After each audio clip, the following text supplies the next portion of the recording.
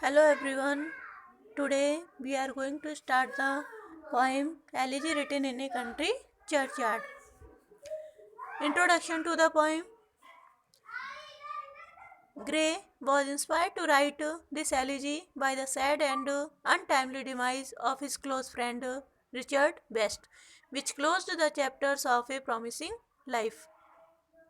अपने close friend Richard waste की असामयिक मृत्यु के दुख से प्रेरित होकर के ग्रे ने यह एलिजी लिखी जिसने close the chapters of A promising life, जिस फ्रेंड ने प्रॉमिसिंग लाइफ के अध्यायों को बंद कर दिया। ही बिगेन राइटिंग इन 1742। उसने 1742 में लिखना प्रारंभ किया। The poem transcends the feelings of personal grief. यह कविता व्यक्तिगत दुख की भावनाओं का अतिक्रमण करती है and is an expression of universal regret for those who waste their fragrance on the desert air. और उन लोगों के लिए जो अपनी सुगंध को रेगिस्तानी वायु पर व्यर्थ करते हैं।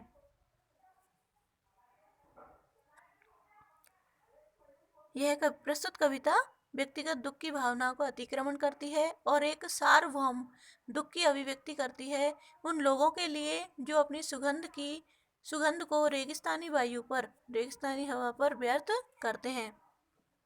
In the first part of the poem the poet draws a pathetic picture of those unknown and unsung village folk lying under the dust who had talents which found no opportunity to flower। कविता के प्रथम भाग में कवि उन अपरिचित और ग्रामीण समुदाय की एक अलंकारिक तस्वीर खींचता है जो धूल में गड़े हुए हैं और जिनके गुणों को विकसित होने का अवसर नहीं मिला है। Some among them were as spirited as Hampden, who had won widespread fame as a leader in the reign of Charles I। उनमें से कुछ इतने तेजस्वी थे जैसे कि हैम्पटन था, जिसने चार्ल्स फर्स्ट के शासनकाल में अति विस्तृत प्रसिद्धि को प्राप्त किया था। Some had the genius of poetry and could be as great as the great poet Milton। कुछ Some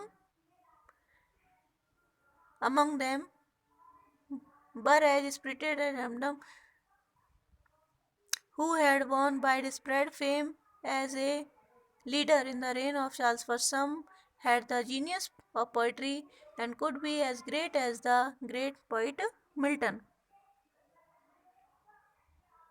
उनमें से कुछ कवित्व की इतनी समझ रखते थे कि वे इतने महान हो सकते थे जितना कि मिल्टन था। Some even had patriotic feelings equal to those of Cromwell।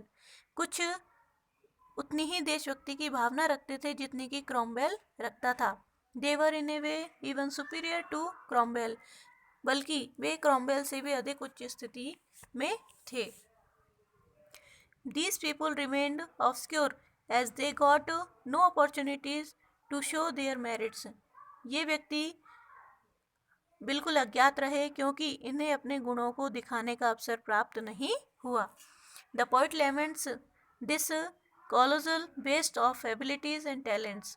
कवि योग्यताओं और गुणों के इस अपव्यय पर शोक प्रकट करता है, दुख प्रकट करता है। The poet next says that though these people did have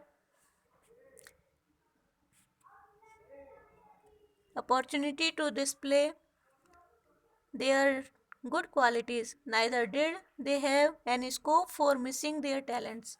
कवि आगे कहता है कि यद्यपि इन लोगों को अपने अच्छे गुणों का प्रदर्शन करने का अवसर नहीं मिला, पर उन्हें अपने गुणों का दुरुपयोग करने का भी क्षेत्र प्राप्त नहीं हुआ। They no doubt remained obscure, but at the same time they were free from vices and crimes to which the eminent persons are often prone। इसमें कोई संदेह नहीं है कि उन्हें अवसर नहीं मिला, परंतु वे दुराचारों और अपराधों से बचे रहे, जो प्रसिद्ध व्यक्तियों पर प्राय सिद्ध हो जाता है। Destiny thus saved them from the evil propensities। इस प्रकार भाग्य ने उन्हें बुरे अवसरों से बचाया।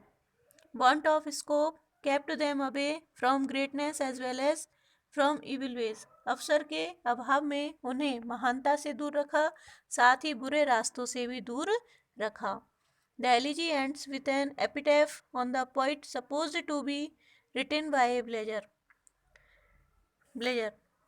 कवि अपनी कविता का अंत एक एपिटैफ के द्वारा करता है, जिसे कवि ने एक ग्रामीण के द्वारा लिखा हुआ माना है। The poet wrote this because he wanted to identify himself with the poor and simple villager. कवि ने ऐसा इसलिए लिखा क्योंकि वह अपने आप को निर्धन और भोले भाले ग्रामीणों में स्थापित करना चाहता है। Okay, thank you.